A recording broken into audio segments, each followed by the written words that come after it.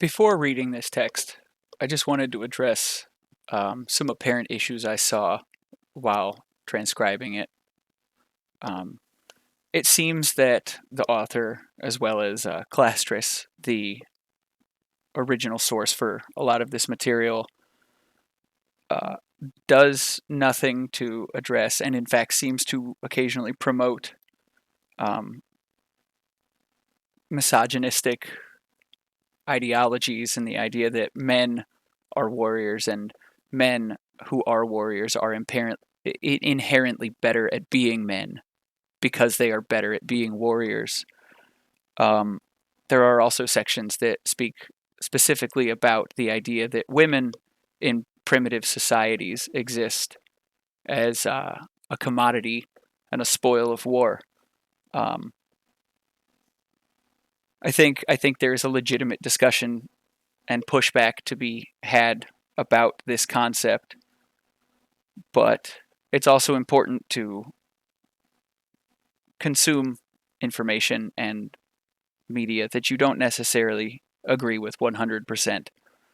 Um, a lot of the stuff addressed in The Return of the Warrior is centrally focused around the idea of separating groups by necessity to prevent the creation of a state.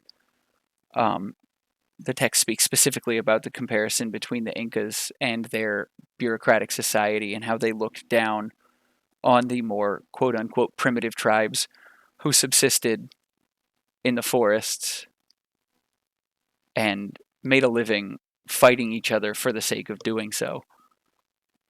That said, please enjoy my mediocre reading of The Return of the Warrior, and excuse my terrible, terrible pronunciation of probably a bunch of names. Thank you.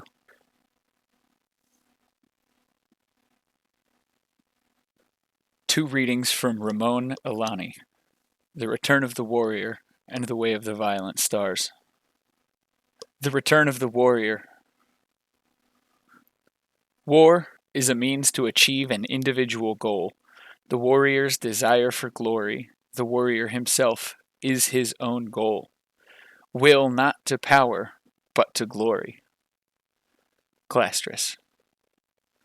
I am a spear that roars for blood. Song of Emergen. Rejecting entirely the ideologies of humanism and progressivism, I pose the figure of the savage warrior, the society of war, understood as opposed in every way to the anonymous, mechanized war of the 20th and 21st centuries, ruptures the society of the state, the society of the techno-industrial world. The warrior stands at the crossroads of life and death, the human and the animal, memory and oblivion. Negotiating a constellation of cosmopraxis is his task. Eduardo Viveiros de Castro draws our attention to the differences between treatments of the dead among Andean and lowlands tribes. In the case of the former, the Incan traditions of entombment and the funerary industrial complex venerate the ancestors, the founders of the state, the bureaucrats, and the administrators. In the latter, in the societies of war, the dead are treated as enemies to be eradicated and forgotten via ritual ingestion. There is a war between the living and the dead. Those that worship the dead reinforce the chains of bondage. Those that devour them wildly assert their own autarky. The warrior renounces heredity. No honor can be gained through lineage. It is only his own acts of valor that may award him the glory he seeks. In what follows, I will contextualize the figure of the warrior apropos its most elegant theorist, Pierre Clastris.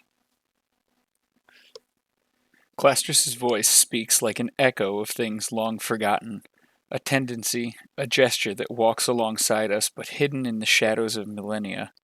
We know Clastris's words before we have ever heard them. The fire of the warrior flickers inside us all. To Castro, one sometimes has the feeling that it is necessary to read him, Clastris, as if he were an obscure pre-Socratic thinker. Indeed, we can truly perceive the essence of the world in the bloody ghosts he conjures. De Castro points us to Clastres' comparison between Guarani shamans and Heraclitus. All philosophies of dynamism and the world are woven together to form a banner against the monolith of the machine. If, despite its timeless chthonic resonance, reading Clastres fills us with the experience of strangeness, of destiny, of darkness and mystery, we can see that all we need to do is pull the blinders from our eyes. Clastres invites us to hear once again the beat of the drum that echoes in our blood. When we dive into the familiar yet murky lagoons of the warrior soul, Clastres reminds us there is only one question. How far are we seriously willing to go? He understood, as we must too, that the cosmic fate of our civilization is at stake. Nothing is more outmoded than the man of war. He has long since been transformed into an entirely different character, the military man. It is tempting and common, De Castro remarks, to think of Clastres as a hedgehog, that he only has one idea, but it is vast beyond measure. The primitive warrior stands against the state. Tribal war, in all of its brutality and cruelty, exists to prevent the annihilation of the universe. As we shall see, however, Clastres' writing detonates into a galaxy of poetry and philosophy, diffuse and sparkling against the dark sky. For ultimately it is not the state, but the meaning of humanity itself that the warrior exposes and drags into the light. In the words of Claude Lefort, only man can reveal to man that he is man. Thus, what Clastres shows us about the meaning of violence and war becomes of metaphysical concern, not merely and in fact in opposition to the realm of politics. The boundaries, the demarcations of territory are transgressed by the warrior. In its absence of this transgressive force, we are domesticated livestock. The warrior who raids, who abducts and scorches, crosses all lines and resists all control beyond his own meaning. It is glory alone, and the prophets who direct him towards its achievement, that impel him. He comes, he goes. The laws he follows supersede the pettiness of the state. The monstrosity of techno-industrial society overcodes and overdetermines at every opportunity. Nothing threatens its hegemony like the deterritorialization of war. For this reason, the figure of the nomad, understood as a proto-warrior, has been seized by thinkers such as Bruce Chatwin and Deleuze and Guattari. Clastres directs our gaze to the warrior, proudly sustaining a world of multiplicity with every thrust of the spear and each bloody scalp adorning the walls.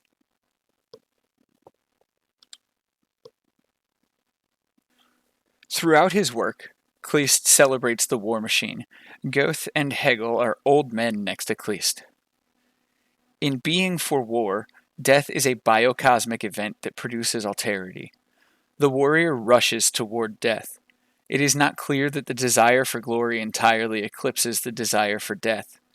The dead continue to fight in spirit form. The shaman brandishing his axe is besieged by them at all times. The Yanomami shaman Kopanawa says that when the earth begins to rot, humans will become other, just as it happened in the beginning of time. Vengeful spirits will hack the sky to pieces with their machetes. The forest behind the sky will fall upon us. So swift will be the end that we will not have time to scream. The spirits, untethered from the earth, will smash the sun, moon, and stars, and there shall be nothing but darkness. It is the year 1970. Pierre Clastres lives among the Yanomami and declares them the last free society in the world. He remarks upon their incredible flatulence, a product of the high levels of banana in their diet. At night, Clastres is left alone in the camp with the women, for the men have gone off to raid. They attack their enemies at night and run back into the jungle to avoid the inevitably swift counterattack. The dead are burned upon a pyre, their bones ground to dust to be snorted. Days of leisure and laughter are punctuated by forays across the river. Canoes full of men covered with scars. Men gather in the dirt to duel over wives with clubs. Clastres travels with several canoes of armed warriors to trade for drugs. The hallucinogenic seeds needed grow only in the territory of a particular tribe. They hold a tight grip on their monopoly. In addition to tools and other useful items of trade, there is a great demand for prestige items. These include women's dresses, which are worn by the warriors who have no concern for gendered attire. They blow the drug into each other's nostrils through reed tubes. As Clastrus's party prepares to leave, a young boy from the other tribe jumps into their canoe. He wants to go with them. His mother pulls him back and he beats her with a paddle. With the help of several other women, she succeeds in dislodging him from the canoe. He bites her. The sea as a smooth space is a specific problem of the war machine. Boys in Yanomami society, Clastrus observes, are encouraged to demonstrate their violence and aggression. Children play games that are often brutal. Parents avoid consoling them. The result of this pedagogy is that it forms warriors. The missionaries have failed utterly to dispel their love of violence. Guns given as gifts by the Cilicians, with the stipulation that they be used for hunting and nothing else, are quickly integrated into the Yanomami war machine. Try to convince warriors to renounce an easy victory, Clastrus writes. These are not saints.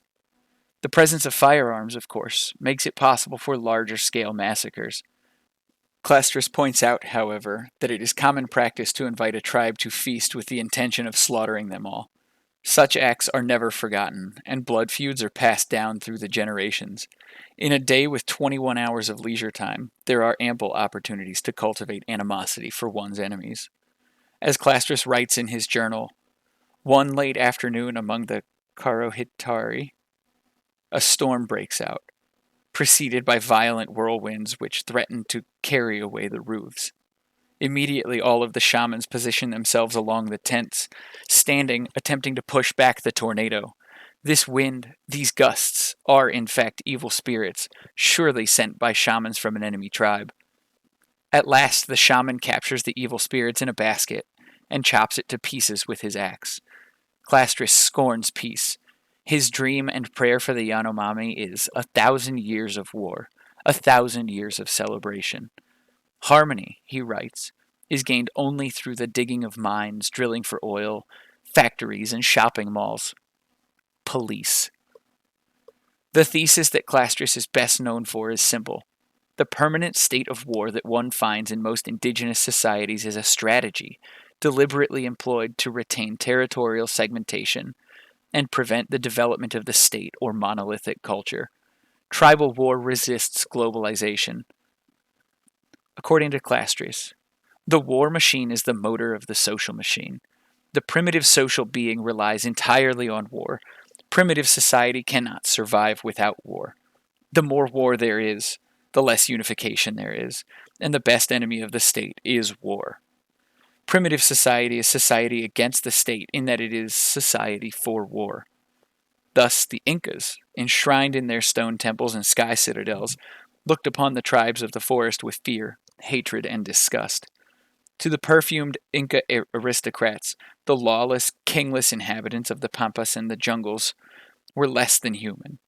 In this regard, they set the standard which the Spaniards would later adopt in dealing with all Amerindians. Techno-industrial society condemns violence even as it facilitates and makes possible degrees and kinds of violence unimaginable to even the most bloodthirsty and cruel of traditional societies. We are taught to fear and abhor violence. We are taught that there is no meaning in war, even as this culture wages ruthless war against the cosmos itself. This incoherence resonates throughout society. When Clastrus wrote of violence among the Yanomami, Tupi-Guarani, and Guayaki in the 60s and 70s, the culture among the anthropologists was no different. Violence was either dismissed from scholarship or it was deployed by racist ethnographers to denigrate primitive societies. Clastrus did not fear the knife and saw in the spilling of blood a truth that has been repressed and forgotten. When the Europeans, hiding like hermit crabs in their steel armor, came to the shores of the North and to South America, Australia, Africa, Siberia, and the islands of the Pacific, they were struck without exception by the love of war they found among the people. Nomads and farmers alike, primitive communities, were seen to be passionately devoted to war. To the Europeans, this love of war was repugnant to their doctrine of peace, and the Indians had to be taught how to abandon their violent ways through hundreds of years of torture, ethnocide, and genocide. No matter where we look among primitive communities, we will find violence blazing forth like a torch in the dark night. For all the cultural variations and nuance, this one thing appears to be universal. The myth of the peaceful primitive is pernicious. As we will see below, part of the reason this myth exists in the first place is the absence of an understanding of what war means outside the context of our own stunted and repressed conceptions of violence. Clastres writes, "One image continuously emerged from the infinite diversity of cultures, that of the warrior. What is the meaning of this figure? How do we explain or understand the universal love of war? What does it mean for our society to have turned its back on this primal force, to abandon it to the work of robots or sterile corporate employees? We have lost the spectacle of our free, warlike vitality, and it has been replaced by a most murderous and vile peace." Anthropologists have tried to understand primitive violence in a variety of ways, and much of their thinking has trickled down to the layperson. They echo the poisoned gifts of the Enlightenment. The meaning of violence is consistently misconstrued, the figure of the warrior and his quest for glory dismissed and devalued, and because of this, the entirety of the primitive spirit is misunderstood. In the first case, it is argued that violence and war simply evolved as a survival mechanism via hunting, André Leroy-Gourhan being one of the foremost proponents of this theory. For Leroy-Gourhan, the warrior is simply an extension of the hunter. Mankind's need for food produced the hunter, and the hunter, the man who possesses weapons and knows how to use them, produced the war and the warrior. Leroy-Gourhan writes, "Throughout the course of time, aggression appears as a fundamental technique linked to acquisition, and in the primitive, its initial role is hunting, where aggression and alimentary acquisition are merged. In other words, if aggression is innate, which it appears to be, then it must serve an evolutionary function.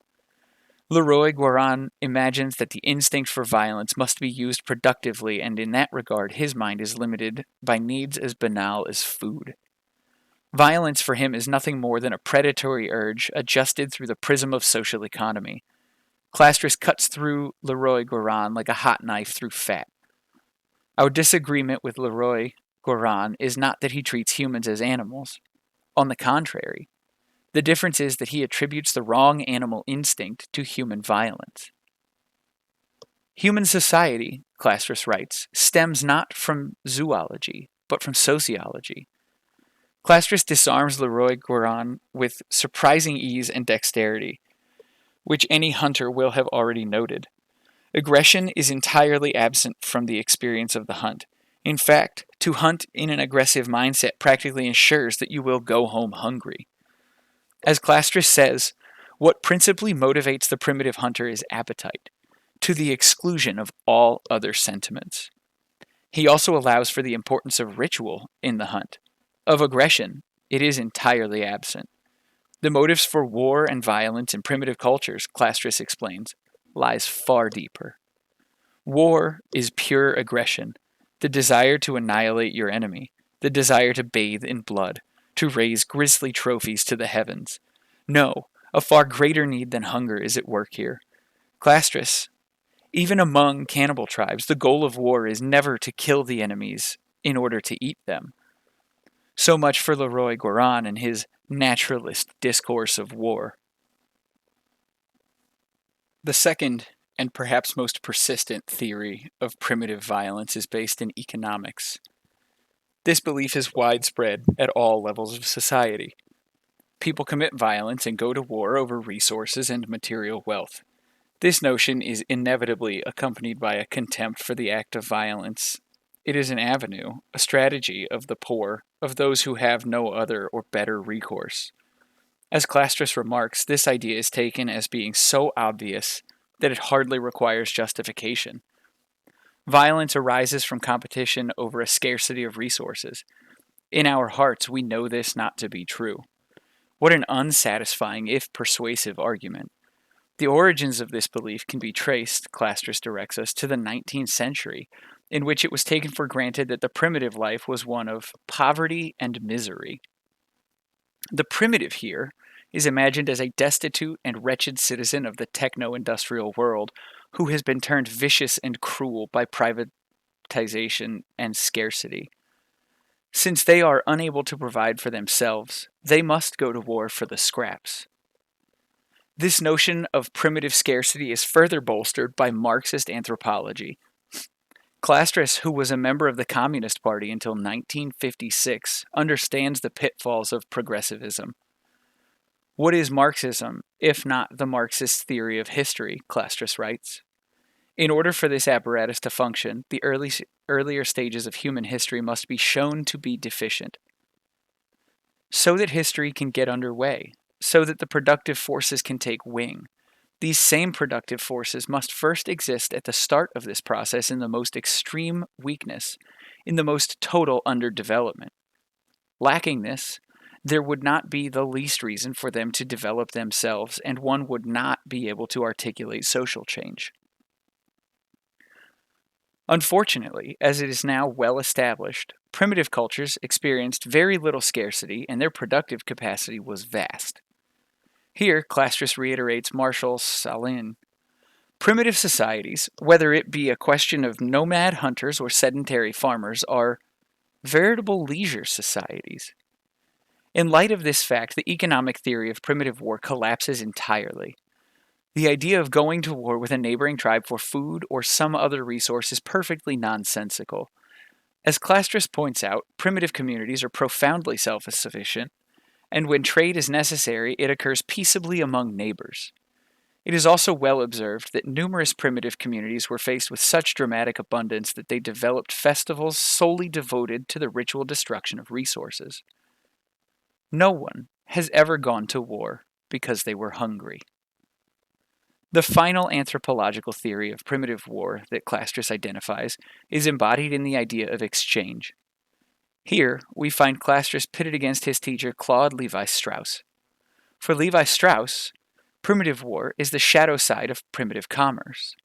Communities are obliged to participate in systems of exchange. When these systems are successful, they experience productive and mutually beneficial commerce. When exchange collapses or goes sour, war erupts. Lévi-Strauss writes, commercial exchanges represent potential wars peacefully resolved, and wars are the outcome of unfortunate transactions. This view of war presents it as a terrible accident, implicitly arguing that commerce is the superior form of social interaction. How quick we are to welcome the suffering of the spirit if it will save us from the suffering of the flesh. And yet how quick the body heals itself while the spirit clings to its wounds. Anything but war, cries techno-industrial society and its spokesman. But yet, can we even say that commerce does not murder and torture the flesh?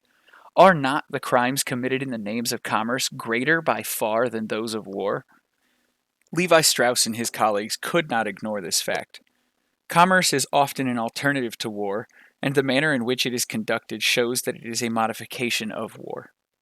Yes, commerce has a body count that would put history's greatest wars to shame. In other words, Lévi-Strauss sees exchange as the most elemental aspect of primitive group dynamics. Everything else is understood as merely a variation on a theme. Clastres will not accept this. It is war, he rages, that makes us what we are. In the techno-industrial world, we see commerce as a universal imperative. But commerce is only required when communities have become weakened and lost their ability to sustain themselves. We know that life within primitive communities was one of abundance and leisure. Given that, we must reevaluate Lévi-Strauss's notions of war as simply an example of commerce gone wrong. The very essence of the primitive community lies in its autarky. We produce all that we need, food and tools. We are therefore in a position to do without others. In other words, the autarkic ideal is an anti-commercial ideal. Of course, this is not to suggest that commerce did not exist at all, but Clastres is absolutely right in challenging the analysis of his teacher. To suggest that the relationship within primitive life to war and commerce is accidental and primary respectively, is to radically overstate the importance of commercial transactions in such communities. Levi Strauss would have us believe that war is the accessory in relation to the principal, commerce. Thus, Clastres writes, Levi Strauss completely overlooks the importance of war. Early Islam, a society reduced to the military enterprise. So, if war within the primitive context is not a substitute or mutation of commercial exchange, nor a struggle for the control of resources, nor an evolutionary trait developed by predators, what is it? And how can we understand its nearly universal presence? These are the questions that haunted Clastres shortly before he died at the age of 43 during a car accident in 1977. At the time of his death, he was working on a new book that would specifically analyze the meaning of war in primitive society. 2 essays from that unfinished volume remain. In these texts, Clastres refined his idea that warfare and torture were deliberately implemented by primitive communities to prevent the emergence of the state and other hegemonic powers, and thus to prevent radical inequality. The violence imposed almost constantly on all members of society reminded everyone of their place. The law they come to know in pain is the law of primitive society, which says to everyone, you are worth no more than anyone else. You are worth no less than anyone else. The law, inscribed on bodies, expresses primitive society's refusal to run the risk of division, the risk of a power separate from society itself, a power that would escape its control. Primitive law, cruelly taught, is a prohibition of inequality that each person will remember. This is the monism of primitive life. Violence cultivates the assemblage of multiplicities, to borrow a phrase from Clastres' followers Gilles Deleuze and Félix Guattari. Furthermore, Clastres demonstrated, contra Hobbes, that warfare only occurred between different groups, not within them. We return to where we began. War is about nothing but the pursuit of glory. The key point to be made about war in the tribal context is that it itself is a goal. It is a response to a need. For Clastres, the primitive society is one that is both singular and plural, diffuse and concentrated, dispersed and congealed.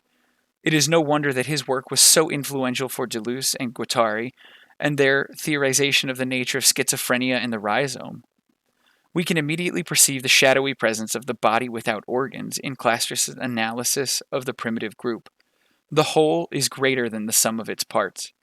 The tribe is an ensemble made of tiny ruptures in the form of its members. Clans, military orders, ceremonial brotherhoods integrate the individual. What are we? We are here. We are the place. We are the things associated with this place. We are its stuff.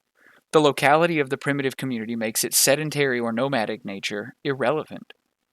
Whether settled farmers or roaming hunters, there is a place and a territorial right.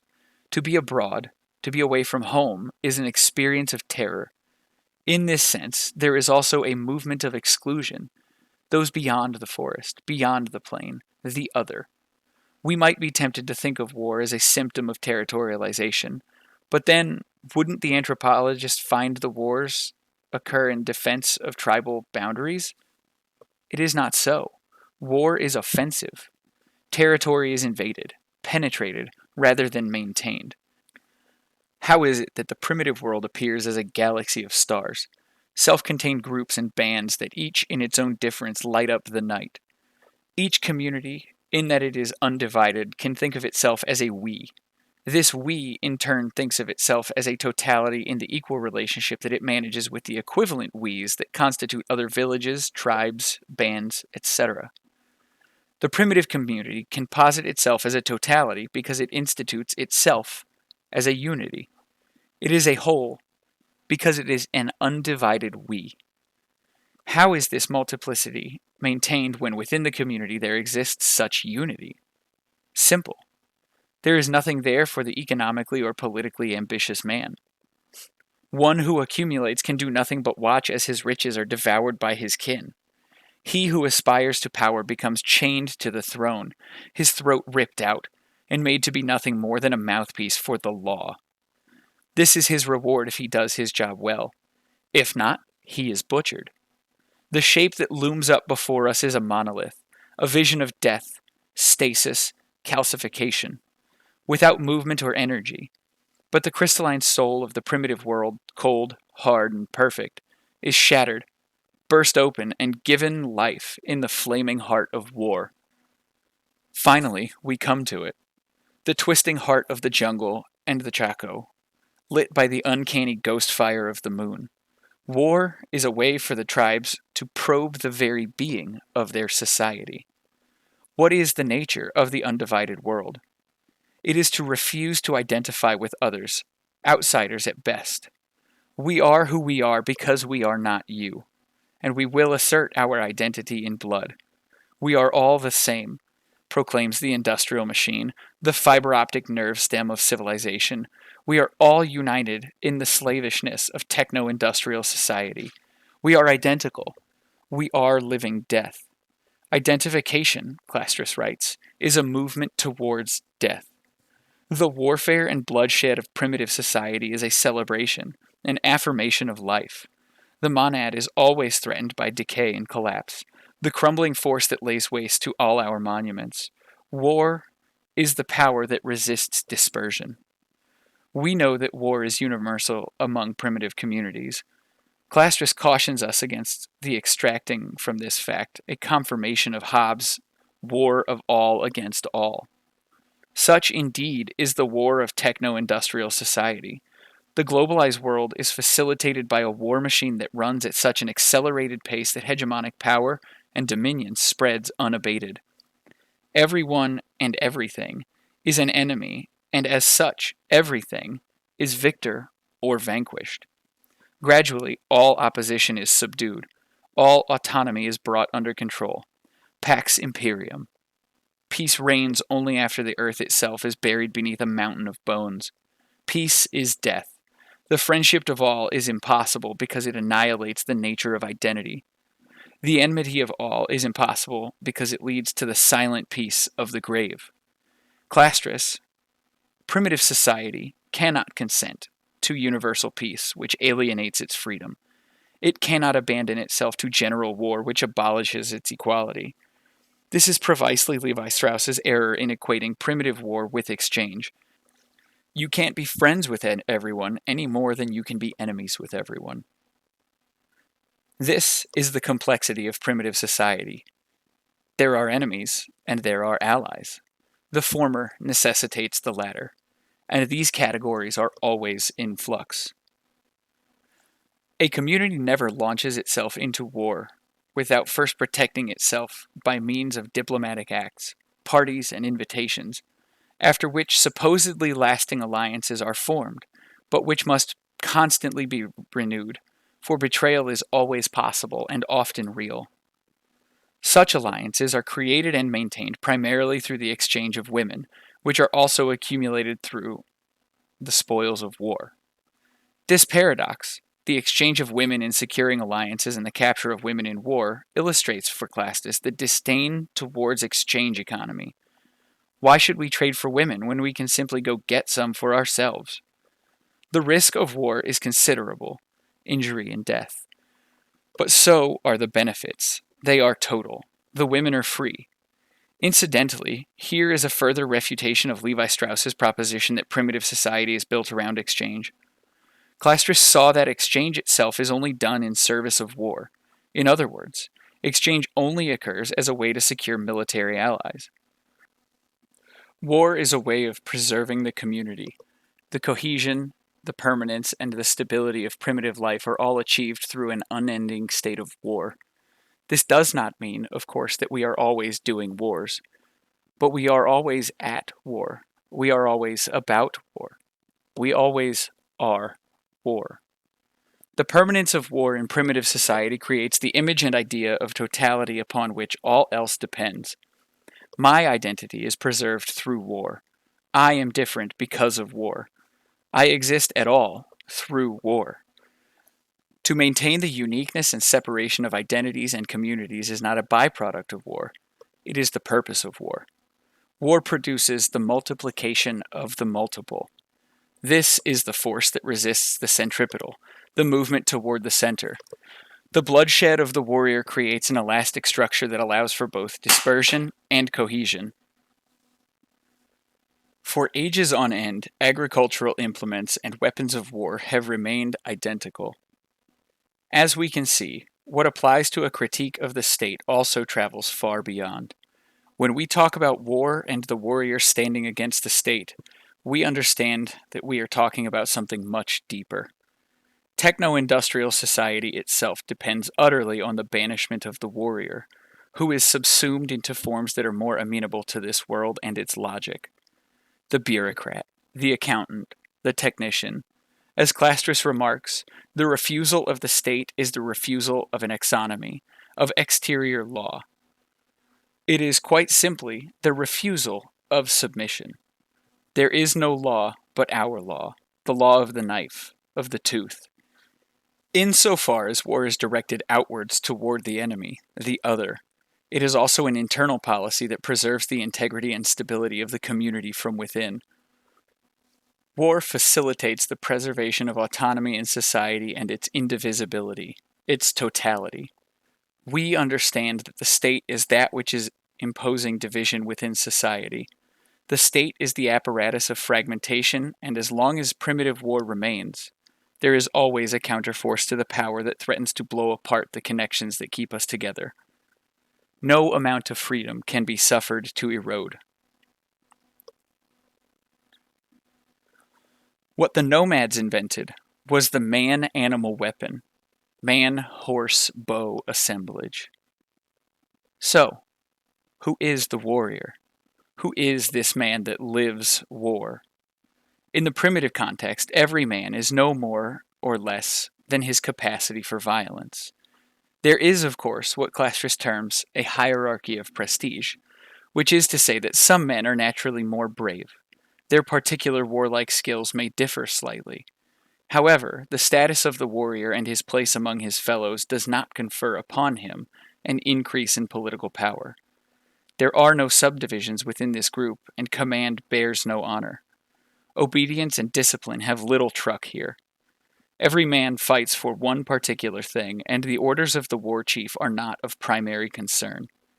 Indeed, as Clastres found, chiefs who presume to dictate to his warriors are ignored at best and slaughtered at worst.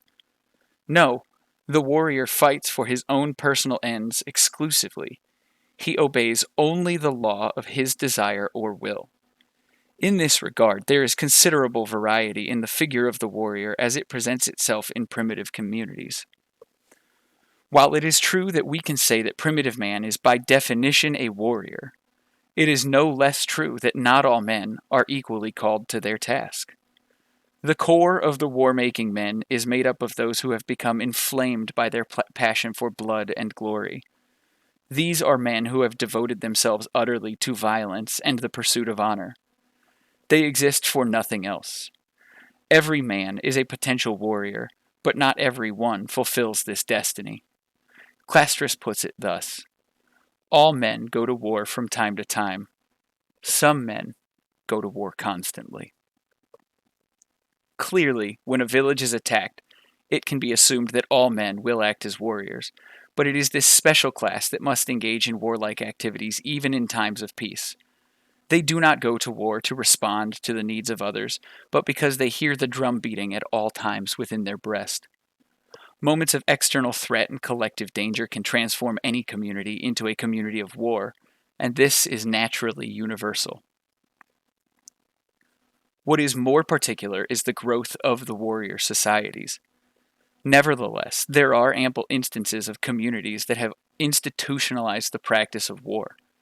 In these communities, there is an utter dedication to war as the center for all political and ritual power. We know this to be true of the Huron, the Algonquin, the Iroquois, the Cheyenne, the Sioux, the Blackfoot, and the Apache. But for Clastres, the prime examples are to be found in the tribes of the Grand Chaco, a harsh, dry, thorny wasteland that covers much of Paraguay, Argentina, and Bolivia. Among the Chicanos, war is valorized above all else, a lesson learned the hard way by the conquistadors. So profoundly did the tribes of the Chaco worship war that the 18th century Jesuits had to simply give up their mission because they could do nothing to lessen their love for battle and bloodshed. In 1966, when Clastres traveled among the Abipone, the Guaycaru, and the Chulipi, the memory of ancient battles was still fresh, and the idea of the warrior was still present in the minds of the people. Membership within the warrior societies is a form of nobility, and the glory and prestige accumulated by a group of warriors is reflected onto the community as a whole. The role of society here is to enact ceremonies, perform dances, and rituals that encourage and celebrate the achievements of its warriors in order to ensure that they will continue to seek prestige. The socketed bronze battle axe of the Hyksos and the iron sword of the Hittites have been compared to miniature atomic bombs. Among these warriors, it is the most aggressive who are valued the most, and therefore they are mostly made up of young men. The Guaycaru established ritual ceremonies for entrance into warrior societies that were distinct from the initiation rites that all young men went through. And yet, entrance into this select group also did not guarantee acceptance into the Nyaragagwandi, or Brotherhood of Warriors. The latter was ensured only by accomplishing particular feats of arms in battle and other warlike exploits. In other words, the choice to become a warrior means to pursue this goal with singular focus, determination, and most importantly, passion.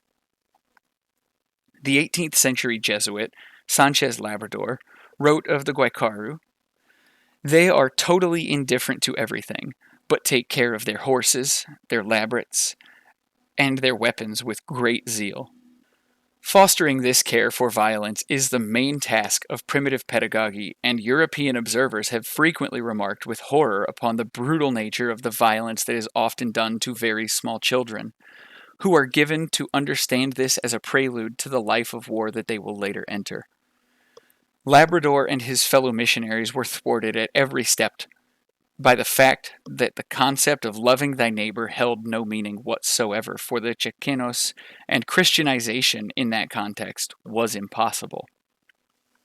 The young Abipone are an obstacle to the progress of religion.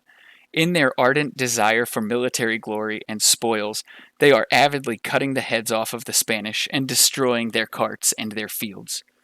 The warrior, as we have said above, insists on the need for war at all costs, whether or not peace has been established. The experience of the Jesuits in the Chaco is echoed by their French counterparts in the Northern Hemisphere as well. Champlain, in seeking to cement alliances and peace treaties between the Algonquin and Iroquois for trade purposes, is constantly being undermined in his attempts.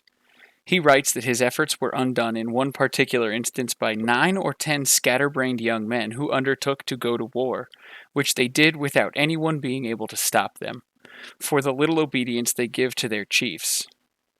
Here we see again that the chief is powerless before the warrior. War cannot be stopped, regardless of the political impetus to do so. Even as they were engaged in exterminating a continent, the Europeans constantly attempted to interrupt local wars. The French did so by buying back as many Iroquois prisoners as they could from the Huron to spare them from torture, and the tribes themselves from inevitable retaliation. A particular Huron chief responded thusly to one such offer for ransom: "I am a man of war and not a merchant. I have come to fight and not to bargain. My glory is not bringing back presents, but in bringing back prisoners. And leaving, I can touch neither your hatchets nor your cauldrons. If you want our prisoners so much, take them. I still have enough courage to find others. If the enemy takes my life, it will be said in the country that since Antonio took our prisoners, we threw ourselves into death to get others."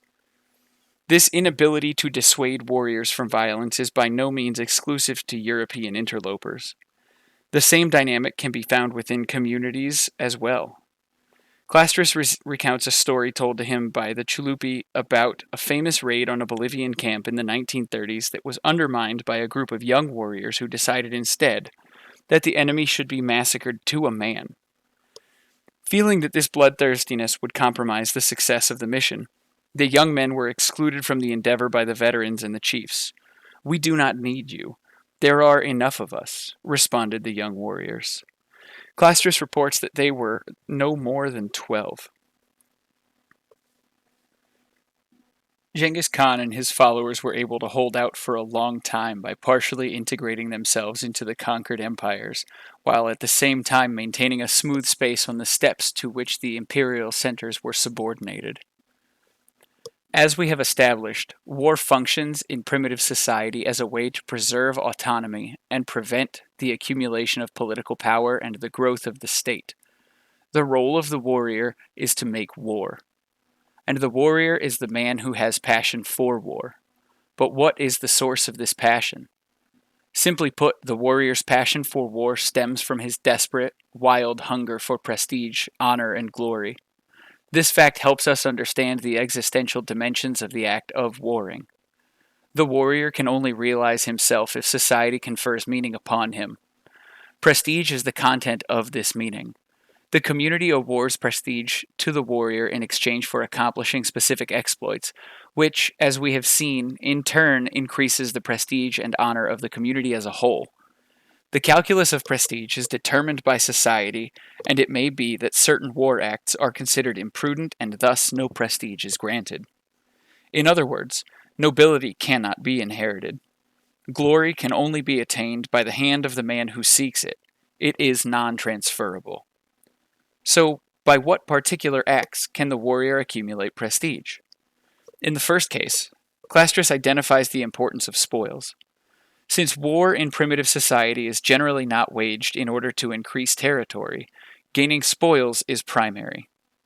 Spoils contain both material and symbolic significance. On the one hand, there are spoils such as weapons or metals which can be used to make more weapons. On the other hand, among the Chaqueños, horses occupy a peculiar position in the hierarchy of spoils. Because of the vast number of horses in the Chaco, they bear virtually no use or exchange value despite constituting a large portion of war spoils.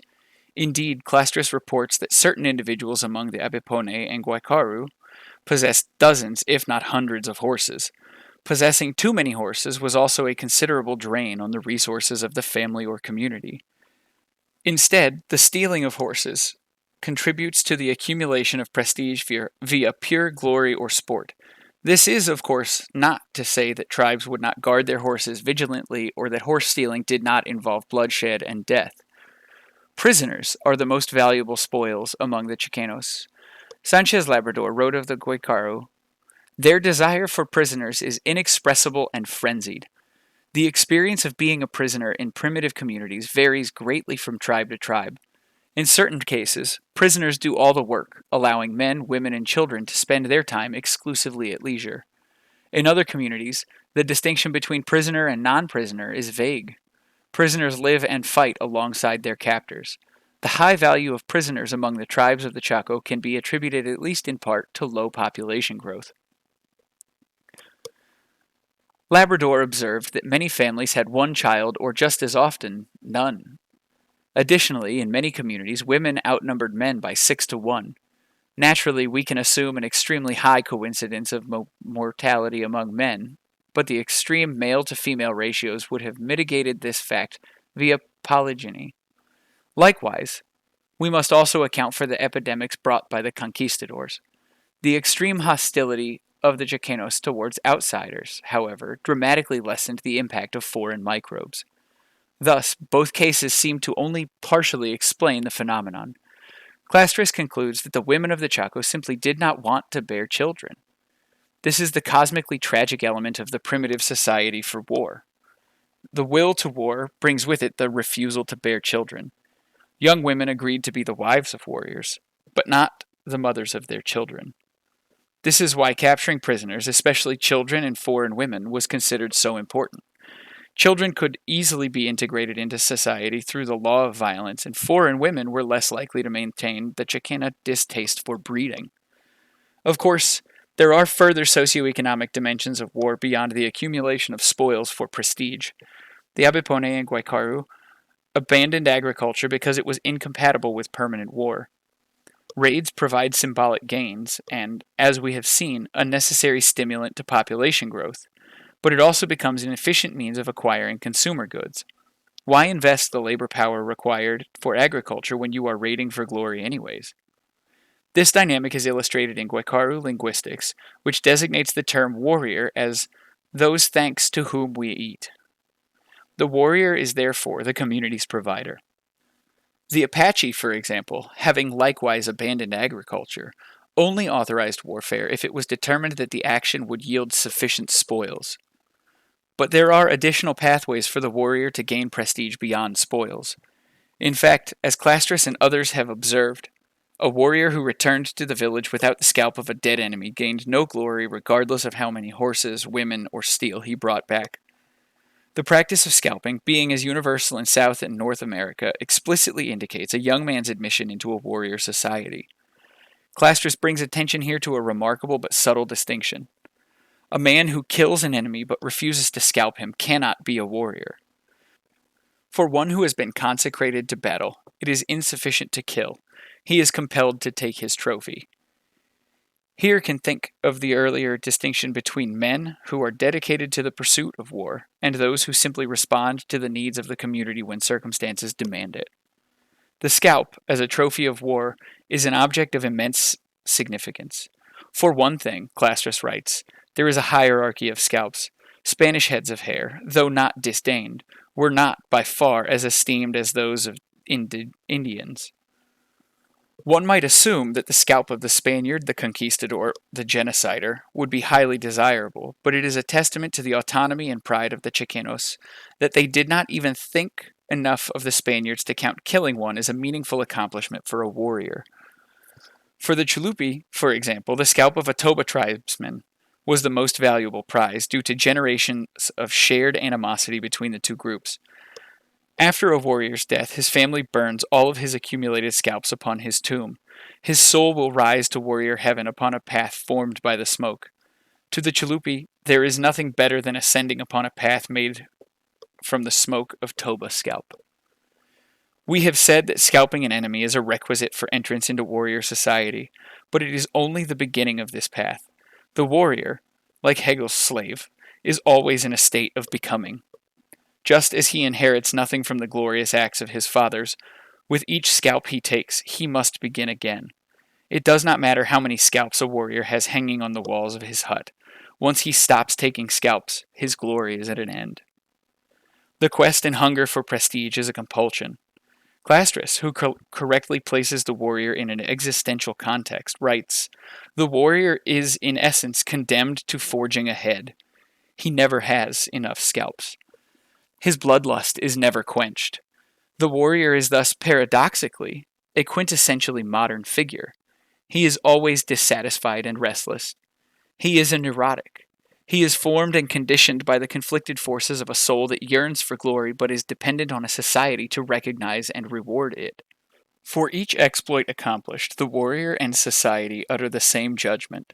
The warrior says, that's good, but I can do more. I can increase my glory. Society says, that's good, but you should do more. Obtain our recognition of a superior prestige.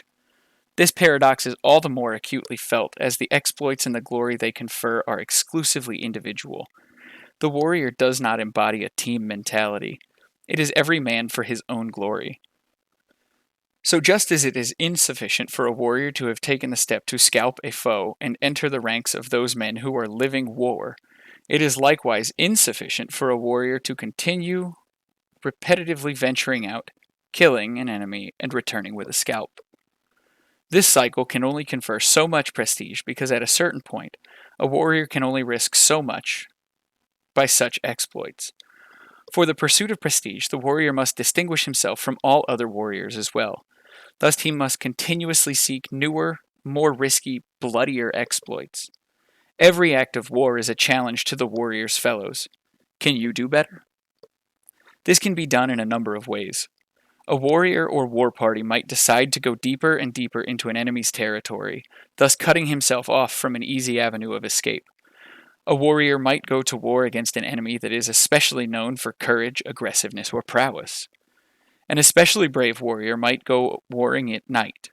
which is typically considered imprudent due to the added threat of hostile spirits. Finally, a warrior might push his way to the front lines of the battle, deliberately putting his body in the way of the enemy's arrows or rifles. The act that universally confers the highest degree of prestige is that of a single warrior who separates himself from his tribesmen to attack the enemy at his strongest position, in his own camp, alone against all. This is the only thing left for the warrior of great prestige. Remarkably, this height of warlike vigor is shared among tribes throughout the Western Hemisphere. Champlain writes of an attempt to dissuade an Algonquin warrior from single-handedly attacking an Iroquois camp. He responded that it would be impossible for him to live if he did not kill his enemies. Similarly, the French Jesuits among the Huron observed with horror that sometimes an enemy, totally naked and with only a hatchet in hand, will even have the courage to enter the huts of a town at night by himself. Then, having murdered some of those he finds sleeping there, to take flight for all defense against 100 and 200 people who will follow him 1 or 2 entire days. The stories of valor Clastres was told among the Chalupi echo this kind of suicidal bravery. One famous warrior, having surpassed all other feats of glory, had no choice but to mount his horse and drive ever deeper into enemy territory, alone, attacking one camp after another. He survived in this manner for days before he was finally cut down. The cult of bravery is such that the Chalupi even venerate the memory of the warrior of the Toba, their eternal enemies. This man was known to infiltrate Chalupi camps night after night and scalp several men before disappearing without a trace. Eventually he was tracked down by a Chalupi war party and died under torture without ever crying out. It is precisely this disdain for danger, pain, and death that corresponds to greater glory. As Clastres points out, the Spaniards were always confused that when they captured a Tupi-Guarani warrior, he would never try to escape. Bravely facing torture and death bring glory. Escape does not. As a matter of fact, an escaped prisoner is rejected by his community if he returns. He is a prisoner, and his destiny must thus be fulfilled. This destiny is invariably one of torture and death followed by cannibalism. So the fate of the warrior is to continue to put himself in increasingly dangerous situations, and eventually, no matter his past successes, he is fated to die alone at the hands of his enemies. He is a nomad wanderer, always traversing the line between life and death. The warrior is, in his being, a being for death. The death instinct may not trump the instinct for glory and prestige, but we must observe that the one becomes the other. Thinking back to the phenomenon of the Guaycaru women refusing to have children, we can perceive that the death instinct may be a more influential factor than we might like to admit. In one of the last essays Clastres wrote before his death, he recounts a meeting with 2 Chalupi old men. Both were around 65 years old. They had both seen countless battles, were covered in scars, and had each killed dozens of men. Nevertheless, as Clastres was surprised to discover, neither of the men had taken scalps and entered the Kanokal, or warrior society. When Clastres asked them why they did not want to join this most prestigious group, they both responded that they simply did not want to die. This is profoundly illustrative of the death instinct dynamic that we have described above. To insist on the glory attached to the title of warrior amounts to accepting the more or less long-term price, death. To be a warrior, as we have seen, means to never stop pursuing glory and to never stop facing greater and greater danger. For many men, it is better to renounce the endless pursuit of prestige and simply be forgotten by the community than becoming imprisoned within his own passion for killing. This is the sorrow of the warrior. Renounce prestige, fame, and glory, or live every day drenched in blood, driving always closer and closer to death. Ultimately, Clastres' significance is in ensuring that we understand how fundamental violence is to primitive societies, and further, that we understand that primitive violence is not an unfortunate blemish in an otherwise idyllic existence to be swept under the rug and ignored in order to promote a prescriptive vision for the future.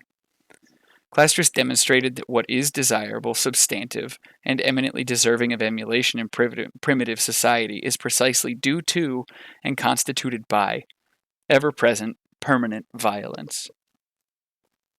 We must refuse to shy away from the importance of violence in the creation of community.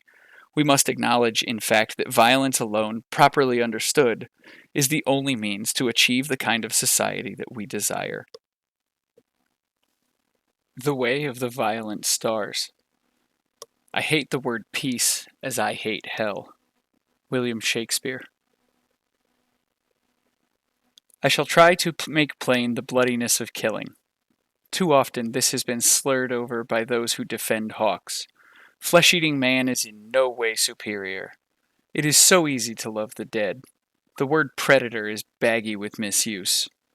All birds eat living flesh at some time in their lives. Consider the cold-eyed thrush, that springy carnivore of lawns, worm stabber, basher to death of snails. We should not sentimentalize his song and forget the killing that sustains it. J. A. Baker. As green anarchists and anarcho-primitivists, we have utterly idealized indigenous or so-called primitive people. In doing so, we have failed to understand precisely the reason we should follow their path. The problem with techno-industrial society is not that it makes humans unhappy or that it is bad for our health, although these things are certainly true. Most discourse around primitive life is drawn from Western anthropology, though from the conclusions most anarcho-primitivists and green anarchists have drawn, it is clear that very few of them have actually bothered to read the texts they are referring to. Even given the Eurocentric bias of most anthropologists, those texts paint a much richer, more complex, and more conflicted view of primitive life than one finds in the vast majority of anti-civilization writing and discussion. The most egregious assumption is that primitive life is supposed to be happy and easy. This is, of course, drawn from notions of primitive abundance and leisure. The fact, however, that individuals in primitive communities only worked for a very small amount of time per day does not mean that there were not other difficulties and hardships to be faced. Anarcho-primitivist and green anarchist writers suggest that modern humanity's neurosis and pathology is entirely a product of the alienating forces of techno-industrial society. Indigenous communities now and in the past had their own ways of understanding and addressing anxiety, depression, and loneliness. Of course, it is likely that they experience these conditions differently than we do, or to a lesser degree, but clearly they still exist regardless. To avoid essentializing primitive or indigenous lifeways, we must understand that they experienced an equally broad range of emotional states that we do. In other words, our old truism that ancient hunter-gatherers were happier than we are is irrelevant and likely untrue. Primitive life certainly involved hardship and suffering. Contrary to much received wisdom, violence was universal among primitive communities and remains so in those that persist to this day. Primitive life was not a leftist utopia of perfect egalitarianism. Of course, the fact that pain, suffering, trauma, and tragedy was always present does not mean that joy, happiness, and pleasure were not also always present. Perhaps it is so, as I believe, that the very presence of ubiquitous violence and struggle intensified the feelings of happiness, contentment, and satisfaction that ancient people experienced. But in the end, this is neither here nor there. The point is that primitive life is superior to our own because its impact on the biosphere was minimal and people lived in close contact with the non-human world. That is the only reason, and that is sufficient. People who do not know what it means to fight cannot understand violence. They fear it because they have never experienced it. Aside from posturing and play acting, most anarchists and activists have never experienced violence. This is not to say, of course, that many of them have not been brutalized by the police, etc. Fighting with an enemy is not the same thing as being ruthlessly beaten by an anonymous employee whom you cannot strike back against, or harassing racists and idiots in the streets. The violence of the mob, of the masses, is a different beast entirely. It is more akin to being crushed by a blind stampede of herd animals than anything else. It is anarchic in the worst possible sense. Traditional people understood the need for ritual combat, for battle enacted under the strictest and most sacred terms, to make a square within staves of hazel. to tie your strap to a spear plunged into the dirt. Among the ancient people of Scandinavia, the power of the state was weak, and in the absence of a police or military to enforce the law, individuals resorted to ritual combat as a way of resolving conflicts without disrupting the community as a whole. This practice, known as holmgang, involved the voluntary participation of both combatants and stipulated that the source of the conflict must end with the conclusion of the duel. In other words, the rules of holmgang were designed to ensure that other family members did not get caught up in the feud. Moreover, holmgang did not require one of the two combatants to die. In many cases, the drawing of first blood was considered sufficient to determine a victor. Unsurprisingly, the practice of holmgang was outlawed in the early 11th century as Christian law stamped out pagan ways of life and hegemonic power grew in the region. Even in such classic works of anthropology as Stanley Diamond's In Search of the Primitive, we find a picture of traditional life that fully embraces violence. Diamond writes, "The point is that the wars and the rituals of primitive society, and the former usually had the style of the latter, are quantitatively and qualitatively distinct from the mechanized wars of civilization. This is to say, the type of violence, the experience of the violence, makes an enormous difference. As critics of civilization and techno-industrial society, we have inadequately accounted for this. Violence and war are not to be feared or condemned. It is the nature of the violence that must be interrogated and reconsidered. The custom of counting coup, practiced by the tribes of the American plains, is an important historical example to cite here. To count coup means to demonstrate one's bravery and courage by achieving a number of increasingly difficult feats on the battlefield.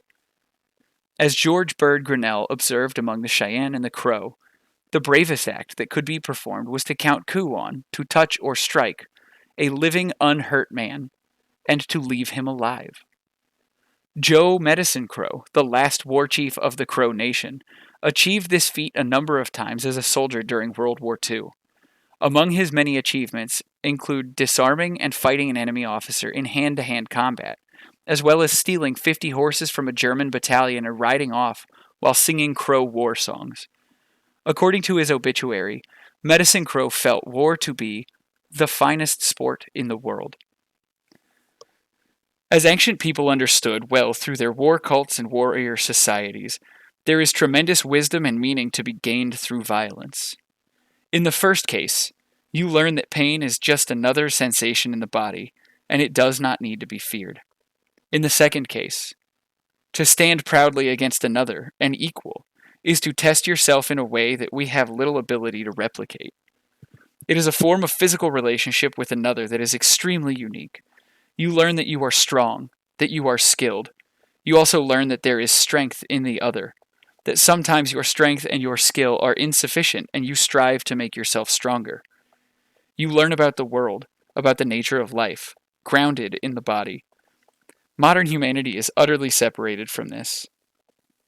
To return to Diamond, war is a kind of play. No matter what the occasion for hostility, it is particularized, personalized, and ritualized. Conversely, civilization represses hostility in the particular, fails to use or structure it, and even denies it. The violence that we experience as modern civilized humans, that we perceive around us in countless ways, brings nothing but trauma.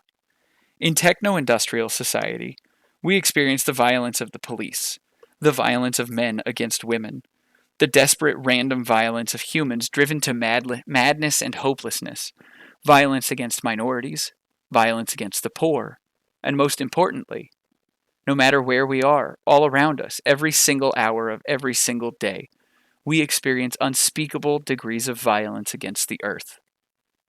Moreover, the soldier is not the warrior. The warrior longs for meaning, for connections with the cosmos and himself. The soldier is an automated, anonymous employee. It searches for nothing. It kills because it has been programmed to kill. It has no joy, no sorrow, no thought of what it does. When such emotions do occur, they are shoved deep into hidden places in the soul, and when they break out, they cause insanity and horror. The violence of the soldier is the violence of the machine. It is a bloodless kind of violence, a violence that erodes the soul, no matter what it does to the body. Those pitiful beings that serve as the instruments of the brutality of the machine understand nothing. They are numb and insensate. They are appendages of the thing that annihilates. They have never felt the challenge of facing a foe who is trained and prepared for them to be joined in valor. They execute. They bomb. They murder. Existentially, they count for nothing. Their lives are nothing. Peace is understood as little as battle. Peace is not synonymous with joy, nor with righteousness, nor with abundance. Peace has only ever been achieved through history's greatest atrocities.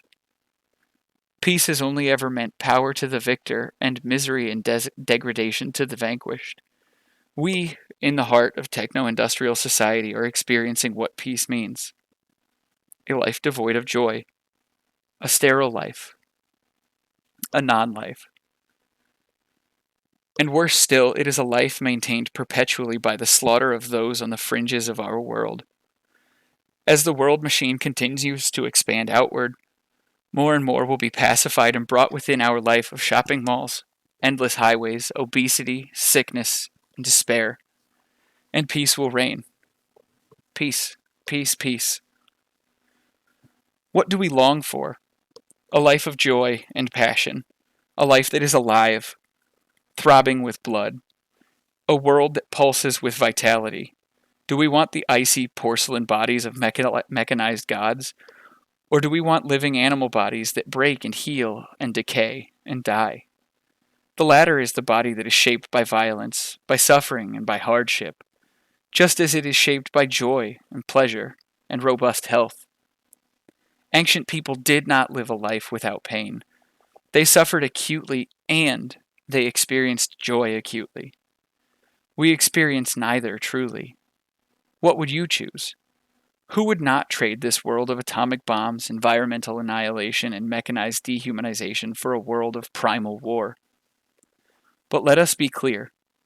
The world we have is the world that exists, and wishing will not make it otherwise. Moreover, the skill, courage, and strength of the warrior will never defeat the impersonal mechanized destroyer.